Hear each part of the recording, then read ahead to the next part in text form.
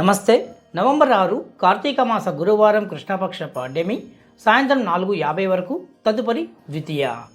భరణి నక్షత్రం ఉదయం 8:40 వరకు, తదుపరి కృత్తికా నక్షత్రం. దుర్ముహూర్తం ఉదయం 9:50 నుండి 10:35 మధ్య కలదు. విశాఖ కార్తె ప్రారంభం.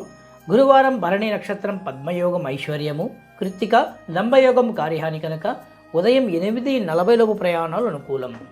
కార్తీక మాసం అంటేనే దీప వైశిష్ట్యం కలిగిన మాసం.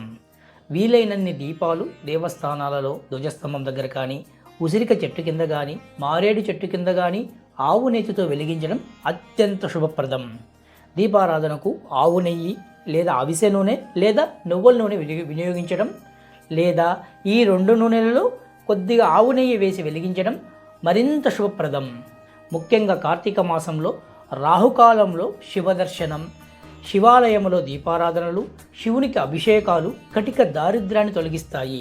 మరియు ఇలా చేయడం వలన కాశీ వంటి దివ్యక్షేత్రాలలో చాలా కాలం నివసించినటువంటి పుణ్యం పొందుతాము. ఇలాంటి అమోఘమైన ఫలితాలు ఈ కార్తీక మాసంలో దీపారాధన వలన, పూజల వలన పొందుతాము. కార్తీక మాసంలో తాంబూల దానం వలన ఐశ్వర్యము, కీర్తి, సంపద, పదవి లభిస్తాయి. ఈ కార్తీక మాసంలో అసత్యం ఆడడం, నీచులతో సాంగత్యం, మధుమాంసాలు తీసుకోవడం అస్సలు పనికిరాదు. కార్తీక పౌర్ణమి నాడు ఏదైనా గుడిలో ధ్వజస్తంభం ప్రతిష్ఠించినా లేదా ధ్వజస్తంభం పైన దీపం పెట్టడానికి సహాయ సహకారాలు అందించిన వారికి పునర్జన్మ ఉండదని గురువచనము.